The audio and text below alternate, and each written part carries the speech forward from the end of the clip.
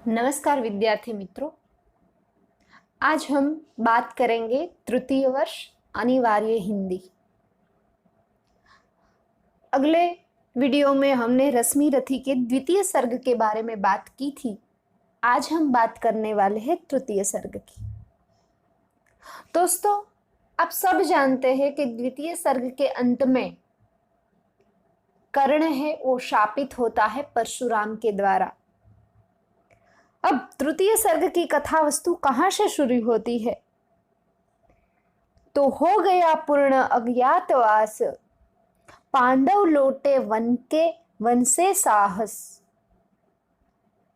हो गया पूर्ण अज्ञातवास, पांडव लौटे वन से साहस। पावक में कनक सदृश तप करें, वीरत्व लिए कुछ और प्रखर। नस नस में तेज प्रवाह लिए, कुछ और नया उत्साह लिए। दोस्तों, आप सब जानते हैं उसी तरह द्यूत में कौरवों ने पांडवों को हराया था और कौरवों की शर्त के मुताबिक पांडवों को 13 वर्ष का वनवास हुआ था। हालांकि उस द्यूत में छल किया गया था, तो इस छल का भोगी बनना पड़ा पांडवों को। कौरवों ने द्यूत में छल से पांडवों को 13 वर्षों तक वनवास झेलने के लिए मजबूर कर दिया था, विवश कर दिया था। इन 13 वर्षों में भी 12 वर्ष पांडव सबके सामने वन में खुलकर रह सकते थे, पर किंतु 13वां वर्ष उन्हें अज्ञातवास करना था। अज्ञातवास यानी कि उस समय 1 वर्ष के दौरान कोई भी इनको पहचान न पाए, पांडुपुत्रों को कोई पहचान न पाए। तो हो गया पूर्ण अज्ञातवास। तो जब अज्ञातवास यानी कि पांडवों को जो 13 वर्ष के लिए वनवास में भेजा गया था वो अब पूर्ण हो चुके हैं। यहां से तृतीय सर्ग की शुरुआत हुई है। हो गया पूर्ण अज्ञातवास, पांडव लौटे वन से साहस।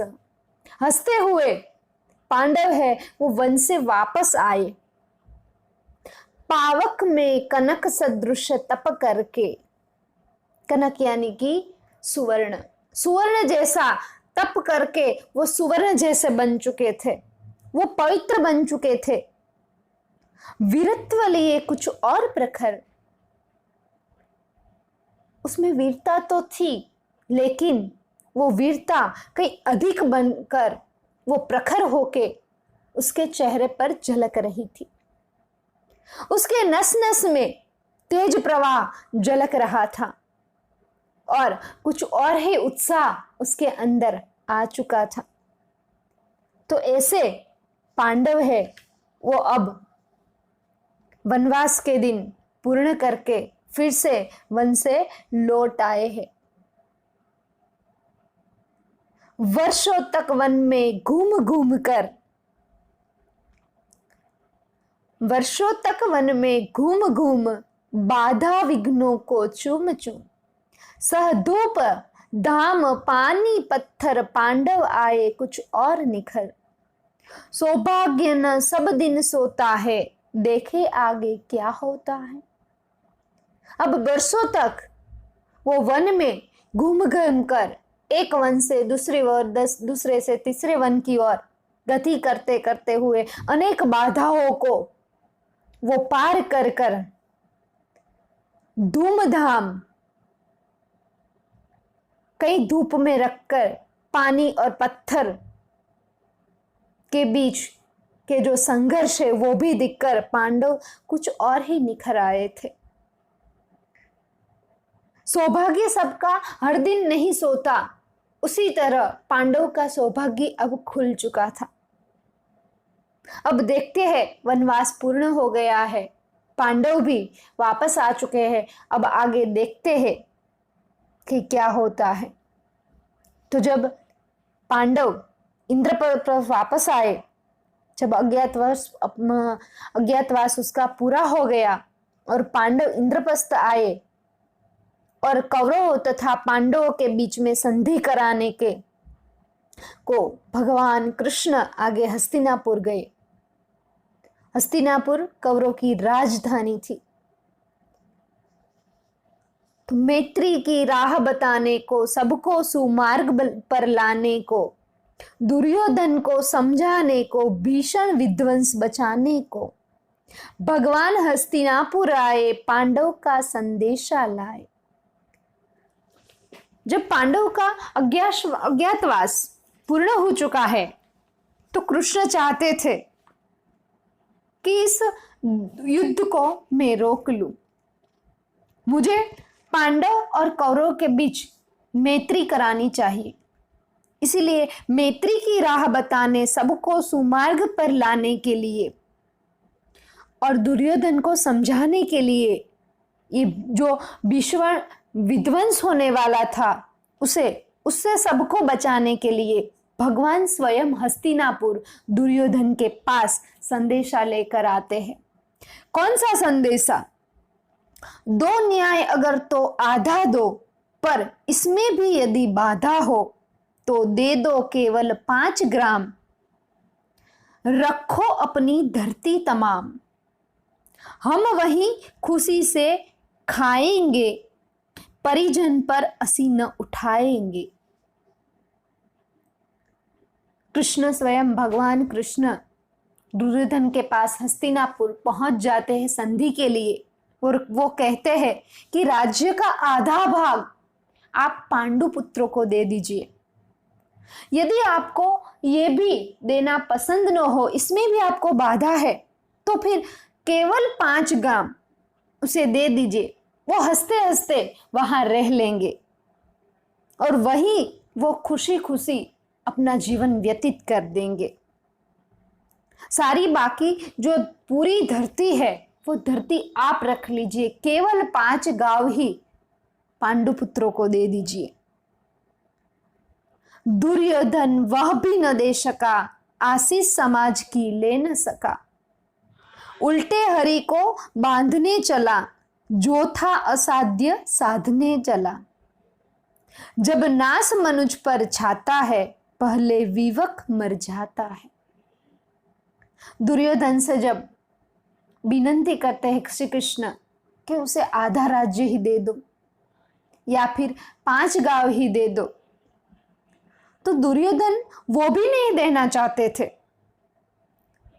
दुर्योधन ने साफ मना कर दिया कि मैं 5 गांव भी उसे नहीं देने वाला। जो समाज की उसे आशीष मिलने वाला था, वो समाज का आशीष वो न ले सका। उल्टा उसने क्या किया? भगवान कृष्ण को स्वयं बांधने चला था। वो क्या जाने, मैं जो ये कार्य करने जा रहा हूं वो तो असंभव कार्य है, असाध्य काम मैं करने जा रहा हूं, असाध्य काम को मैं अंजाम तक पहुंचाना चाहता हूं। मित्रों, जब मनुष्य पर विपत्ति आती है, उसका नाश निश्चित होता है, तो सबसे पहले उसकी विवेक बुद्धि है वो भ्रष्ट होती है। तो यहाँ दुर्योधन का नाश निश्चित है। तो दुर्योधन का नाश निश्चित होने की वजह से सबसे पहले इतने अच्छे प्रस्ताव को वो ठुकरा कर वो 5 गांव देने के लिए भी इनकार कर देता है। तो उसकी जो विवेक बुद्धि है वो यहाँ भ्रष्ट हो चुकी थी। तो दुर्योधन की विवेक बुद्धि उसका नाश होने की वजह से भ्रष्ट हो चुकी थी। हरि ने भीषण हुंकार किया, अपना स्वरूप विस्तार किया, डगमग डगमग दिग्गज डोले, भगवान कुपित होकर बोले, जंजीर बढ़ाकर साध मुझे, हाँ हाँ दुर्योधन बांध मुझे।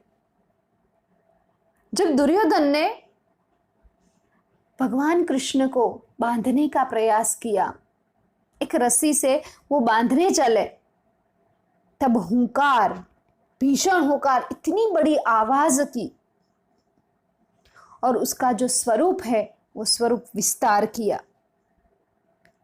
डगमग डगमग दिग्गज डोले, चारों दिशाओं की स्थितियां बदल गई और भगवान एकदम क्रोधित होकर गुस्से में आकर बोलने लगे, जंजीर बढ़ाकर साध मुझे, चल आ अपनी जंजीर बढ़ा और अपनी जंजीर से मुझे बांधने का प्रयास कर। हाँ हाँ दुर्योधन, बांध मुझे, आजा दुर्योधन, मुझे बांधने का प्रयास कर। यह देख गगन मुझ में लय है, यह देख पवन मुझ में लय है, मुझ में विलीन झंकार सकल, मुझ में लय है संसार सकल। अमरत्व फूलता है मुझ में, संहार झूलता है मुझ में। मुझे बांधना चाहता था ना दुर्योधन तू, आ मुझे बांध, देख मेरा ये स्वरूप, ये गगन है, ये मुझ में लय है, यदि मुझे बांधना चाहता है तो पूरे गगन को बांध। यह देख पवन मुझ में लय है, मुझे बांधना चाहता है तो सबसे पहले तू पवन को बांध, क्योंकि पवन मुझ में लय है, मुझ में आसक्त है, मुझ में विलीन झंकार सकल, मुझ में लय है संसार सकल। देख जरा, मुझके अंदर पूरा संसार विद्युतमान है, मेरे अंदर पूरा सकल, तुम्हें पूरा सकल संसार दिखाई देगा। अमरत्व मेरे अंदर पलता है, संहार झूलता है मुझ में। प्रलय और सर्ग प्रलय, सृष्टि की रचना भी मैं करता हूं और संहार प्रलय भी मेरे ही अंदर है। यदि बांधना चाहता है मुझे तो आ मुझे बांध। आगे कहते हैं, बांधने मुझे तो आया है, जंजीर बड़ी क्या लाया है। अपना जो विराट स्वरूप है वो दुर्योधन को दिखलाता है।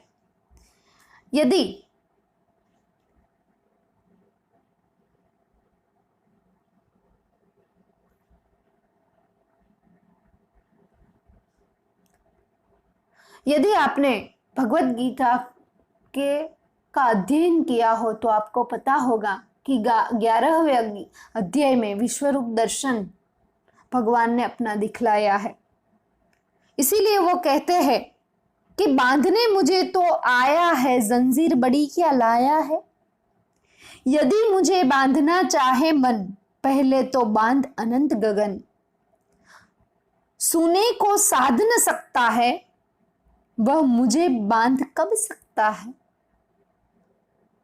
तू मुझे बांधने आया है तो कितनी बड़ी जंजीर लाया है। अर्थात जितनी भी जंजीर मुझे बांधने के लिए तू लाएगा उतनी ही कम पड़ेगी। यदि तू मुझे बांधना ही चाहता है तो सबसे पहले ये अनंत ब्रह्मांड, अनंत गगन है, उसे बांध। जो सुने को साध न सका,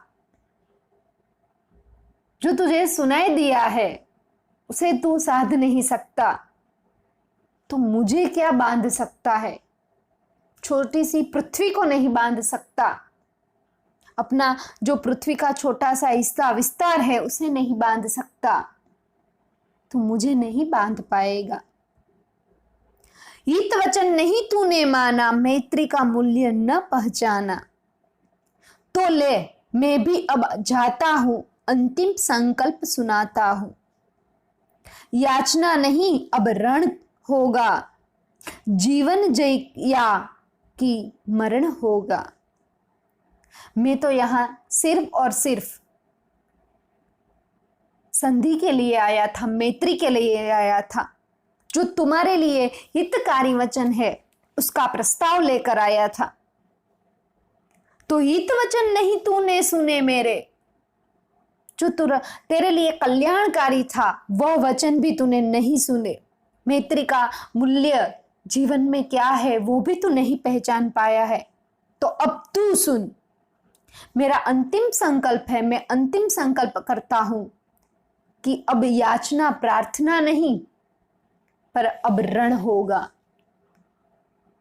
अब तो हमारा मिलन रणभूमि में ही होगा, या तो जीवन होगी या तो मृत्यु होगी। टकराएंगे नक्षत्र निकर, बरसेगी भू पर वहनी प्रखर।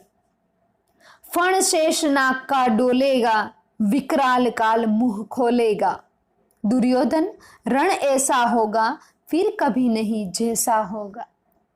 अब तो तू युद्ध चाहता है, तो मेरा संकल्प ये है, अंतिम संकल्प, उसका परिणाम ये होगा कि जो नक्षत्र है आपस में टकराएंगे। प्रखर अग्नि है ये पृथ्वी पर बरसेगी, वो अग्नि जो आपने कभी नहीं देखी होगी। शेषनाग का फण आज तू देखेगा। जो काल है वो अपना विकराल स्वरूप दिखलाएगा, उसका मुंह खुलेगा, तब तुम्हें पता चलेगा काल कितना विकराल है। दुर्योधन रण ऐसा ही होगा जैसे तूने कभी कल्पना भी नहीं की।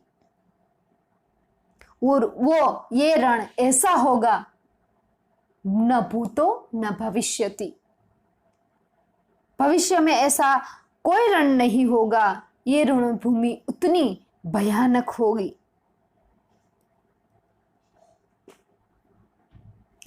आगे वो कहते हैं भाई भाई टकराएंगे, टूटेंगे, विषबाण बूंद से छूटेंगे। वायस श्रृंगार सुख लूटेंगे, सौभाग्य मनुज के फूटेंगे। आखिर तू भूषाई होगा, हिंसा का परदाई होगा। भगवान कृष्ण यहां वर्णन करते हैं रणभूमि का। रणभूमि कैसी होगी? तो एक भाई दूसरे भाई पे प्रहार करेगा। कई ऐसे संतान होंगे जो पिता से विहीन होंगे, कई ऐसी पिता होंगे जो पुत्र से विहीन होगी, कई ऐसा के स्त्रियां होगी जो विधवा होगी। ये जो रणभूमि होगी वो आज तक ऐसा युद्ध कभी नहीं हुआ होगा, ऐसा युद्ध होगा। तो इस तरह भगवान कृष्ण उसे अंतिम घोषणा करके अपने अंतिम संकल्प सुनाकर वहां से निकल जाते हैं। जब वह वहां से निकलते हैं तो आदर के साथ, सम्मान के साथ उसे छोड़ने उसके साथ और कोई नहीं लेकिन कर्ण जाता है। उसी रथ, एक ही रथ पर विराजमान थे कर्ण और श्री कृष्ण। श्री कृष्ण कर्ण से कहते हैं, चिंता है मैं क्या और करूं, शांति को छिपा किस ओट धरूं।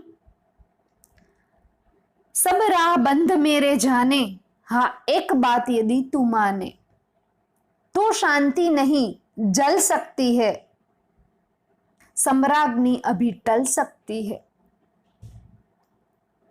श्री कृष्ण चाहते थे कि दुर्योधन के साथ यदि पांडवों की मैत्री हो जाए तो ये युद्ध टल सकता है। कृष्ण को चिंता थी इस संहार की, इस युद्ध में होने वाले संहार की।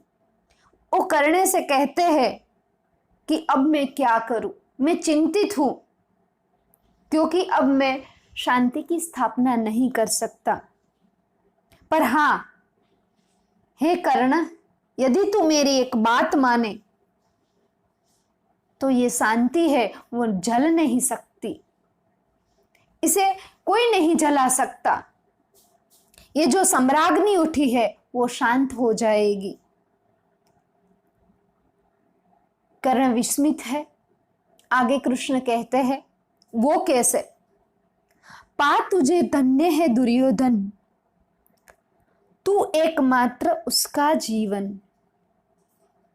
तेरे बल की है आस उसे, तुझसे जय का विश्वास उसे। तू संग न उसका छोड़ेगा, वह क्यों रण से मुख मोड़ेगा। हे कर्ण, दुर्योधन तो तुझे पाकर धन्य हो गया है। तू एकमात्र उसका सहारा इसीलिए है क्योंकि तुझ में बल है, तुझ में वीरता है, और इसी बल की वजह से, इसी वीरता की वजह से तू उसे रणभूमि में जय प्राप्त कराएगा, ऐसा उसे विश्वास है। तो तू जब तक उसका साथ नहीं छोड़ेगा तब तक वो युद्ध से कभी मुंह नहीं मोड़ेगा, क्योंकि वो जानता था कि तू एक ऐसा योद्धा है जो रणभूमि में अर्जुन के समक्ष खड़ा रह सकता है। अर्थात विरोधाभास यहां प्रदर्शित है। श्री कृष्ण उसे कहना चाहते हैं कि तू दुर्योधन का साथ छोड़ दे। अगर तूने दुर्योधन का साथ छोड़ दिया तो दुर्योधन है वो भी इस युद्ध से अपना मुंह मोड़ लेगा।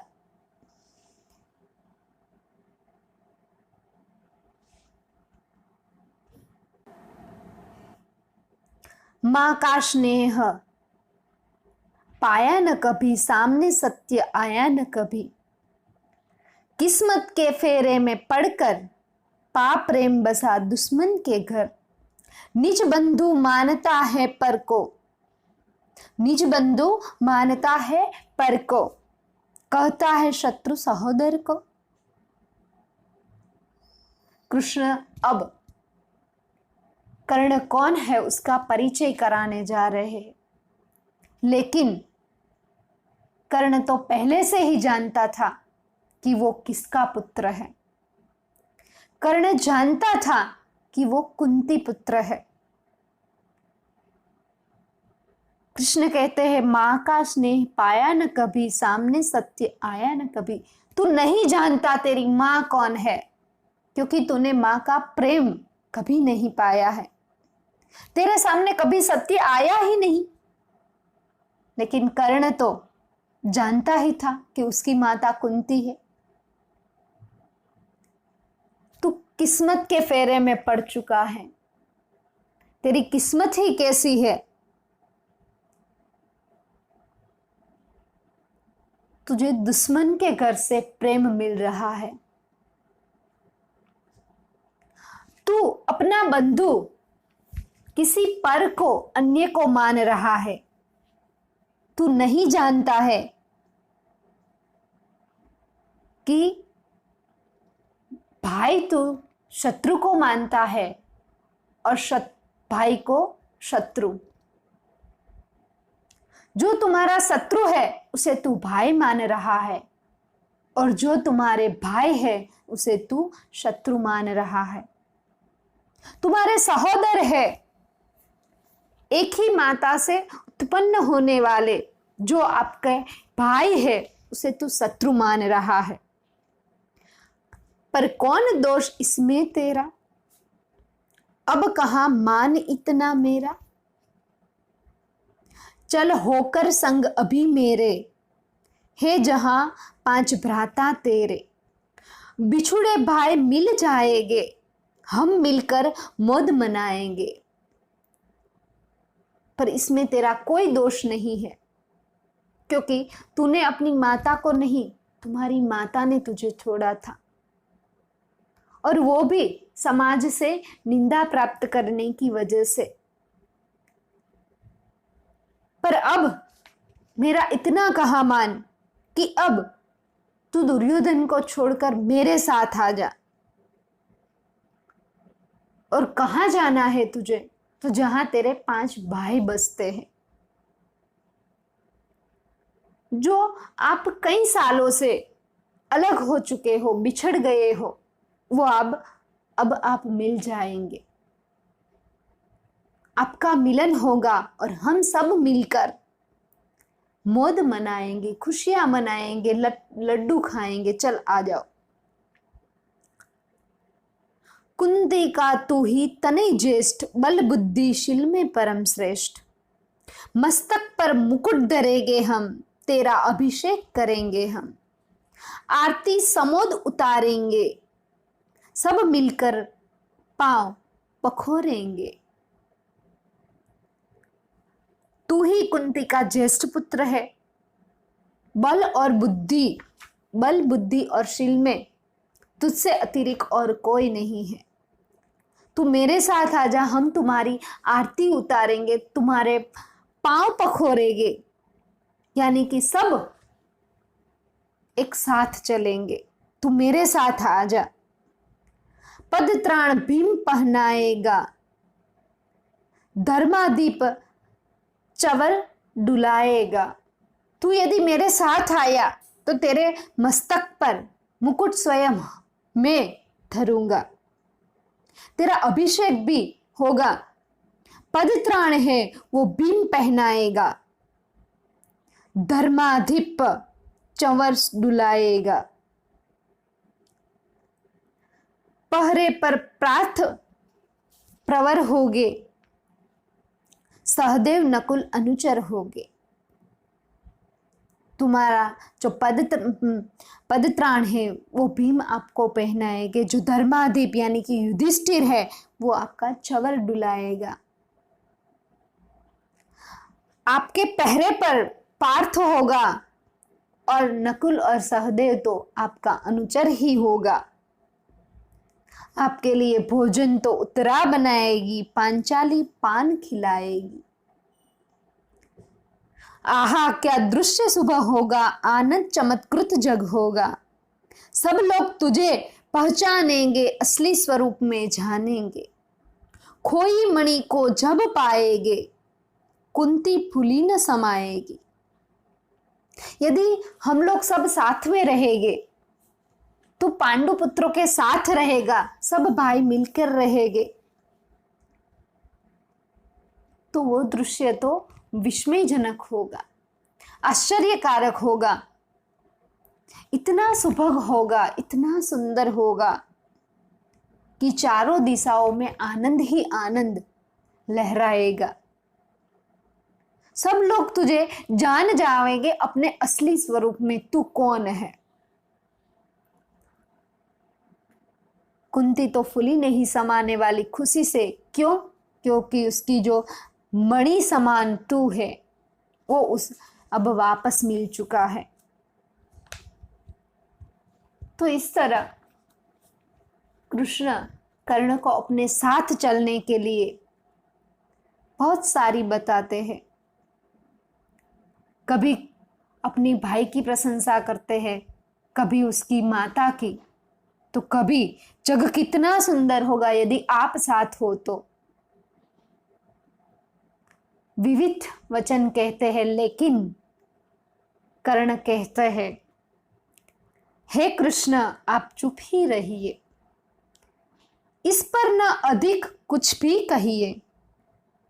सुनना न चाहते तिनक श्रवण, जिस माँ ने मेरा किया जनन। वह नहीं नारी कुल पाली थी, सर्पिणी परम विकराली थी। आप जिस माता की बात कर रहे हैं, आप जिस भाई की बात कर रहे हैं, आप चुप रहिए, मैं इसके बारे में अधिक कुछ नहीं सुनना चाहता। तनिक श्रवण, कुछ तनिक यानी थोड़ी देर तक भी मैं ये कोई बात नहीं सुनना चाहता। खास करके जिस माता ने मुझे जन्म दिया उसके बारे में मैं कुछ बात नहीं करना चाहता। वह नारी तो कुल पाली थी, सर्पिणी समान विकराल स्वरूप वाली थी। उसका हृदय तो पत्थर समान था, इसीलिए तो उसने मुझे छोड़ दिया। आप किस माता की बात कर रहे हैं मेरे सामने? पत्थर समान उसका ही था, सुत से समाज बढ़कर प्रिय था। गोदी में आग लगा करके मेरा कुल वंश छिपा करके दुश्मन का उसने काम किया, माताओं को बदनाम किया। जिस माता के बारे में आप बात कर रहे हैं उसके अंदर तो हृदय ही नहीं है।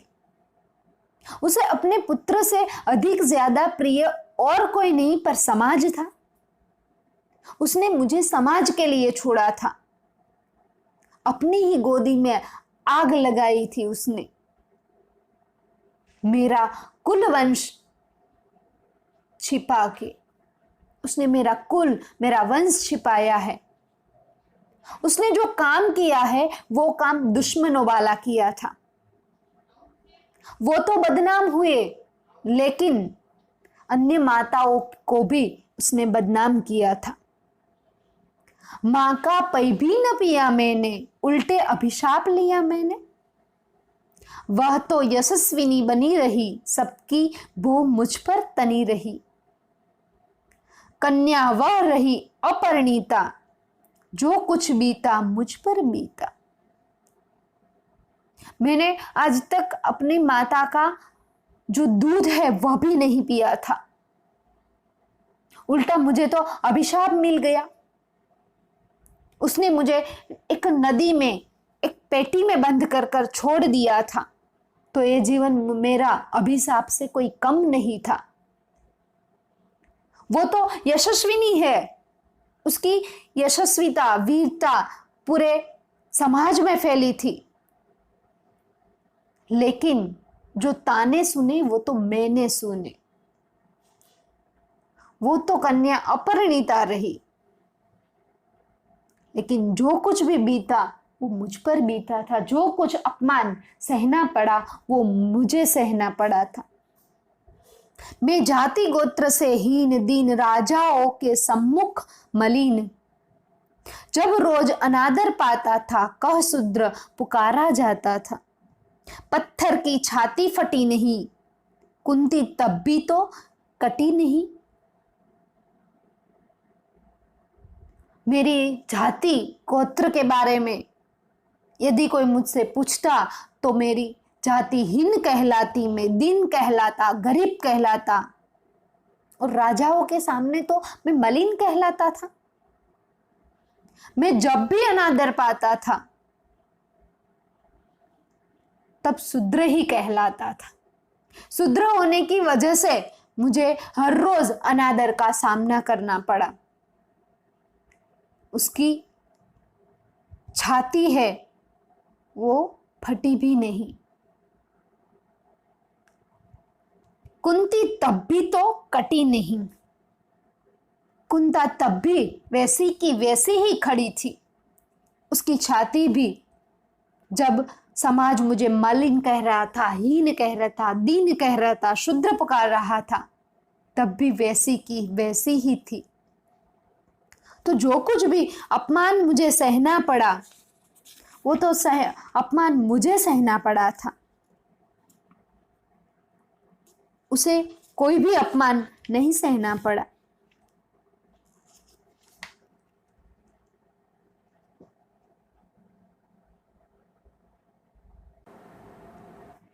और ऐसे समय में यदि मेरा कोई साथ किसी ने दिया है तो वो दुर्योधन ने दिया है। तो मैं जब आज दुर्योधन पर आपत्ति आई है तो इस आपत्ति में मैं उसका साथ नहीं छोड़ने वाला। जाइए केशव, अब देर नहीं कीजिए केशव, अब देर नहीं कीजिए केशव, अवसर नहीं कीजिए केशव। धनु की डोरी तन जाने दे, संग्राम तुरंत उठ जाने दे। ताड़वी तेज लहराएगे, संसार ज्योति कुछ पाएगी। अब आप युद्ध की तैयारियां कीजिए। अब आपको देर नहीं करनी चाहिए केशव। कोई अच्छा सा मुहूर्त ढूंढ के युद्ध का आरंभ कीजिए। यदि धनुष्य पर डोरी चढ़ती है तो चढ़ने दीजिए, बाण चलते हैं तो उसे चलने दीजिए। यदि संग्राम होता है तो उसे होने दे। रणभूमि में तेज टकराएंगे, रणभूमि में बाण टकराएंगे और संसार इस रण संग्राम को देखकर कुछ ज्योति को तो पाएगा ही। ये रण संग्राम विफल नहीं जाएगा। पर एक विनय है मधुसूदन, मेरी यह जन्म कथा गोपन। मत कभी युधिष्ठिर से कहिए, जैसे हो इसे दबा रहिए। वे इसे जान यदि पाएंगे, सिंहासन को ठुकराएंगे। हे मधुसूदन, ये युद्ध तो तय है, क्योंकि मैं युधिष्ठिर का साथ नहीं छोड़ूंगा। पर एक विनंती है आपसे कि मेरी ये जन्म कथा है वो गुप्त ही रखिएगा।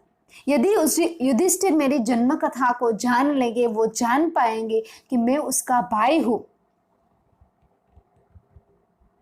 तो वो सिंहासन को ठुकरा देंगे। साम्राज्य न कभी स्वयं लेंगे, सारी संपत्ति मुझे देंगे। मैं भी न उसे रख पाऊंगा, दुर्योधन को दे जाऊंगा। पांडव वंचित रह जाएंगे, दुख से न छुट वे पाएंगे।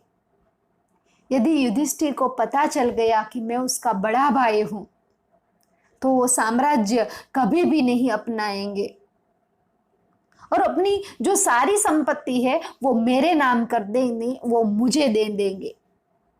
वो संपत्ति मैं भी नहीं ले पाऊंगा और मैं वो सारी संपत्ति दुर्योधन के नाम कर दूंगा। तो पांडव तो सुख से वंचित ही रह जाएंगे और कभी भी जीवन में उसे दुख का पीछा कभी नहीं छूटेगा। तो आप मुझ पर इतनी कृपा कीजिए कि युधिष्ठिर को कभी न बताए कि मैं उसका ज्येष्ठ भ्राता हूं। अच्छा, अब चला प्रमाण आर्य, हो सिद्ध समर के शीघ्र कार्य। रण में ही अब दर्शन होगा, सर से चरण स्पर्श होगा। जय हो दिनेश नभ में विहरे, भूतल में दिव्य प्रकाश भरे। और इतना कहकर कर्ण वहां से चल जाता है, वहां से चला जाता है। वो कहता है कि आप शीघ्र ही युद्ध का आरंभ करें, ये कार्य आपको अब शीघ्र करना चाहिए। यदि अब हम फिर से मिलेंगे तो युद्ध भूमि में मिलेंगे और चरण स्पर्श में बाण से, सर से करूंगा आपका सर यानी कि बाण, चरण स्पर्श उसी से होगा। जय हो आपका, जय दिनेश नभ में विहरे, जय जयकार नभ में विहरेगा और भूतल में दिव्य प्रकाश भरेगा। तो चलो अब मैं चलता हूं। रथ से राधे उतर आया, हरि के मन में विस्मय छाया। बोले कि है वीर शत बार धन्य, तुझसा न मित्र कोई अनन्य। तू कुरुपति का ही नहीं प्राण, नर्ता का भी नर्ता का है भूषण महान। वो रथ से उतर गया। तब कृष्ण विस्मय के साथ उसके सामने देख कर रहे और मन में ही मन में कहने लगे कि हे वीर, एक बार नहीं 100 बार तुझे नमन हो, 7 बार 100 बार तू धन्य है।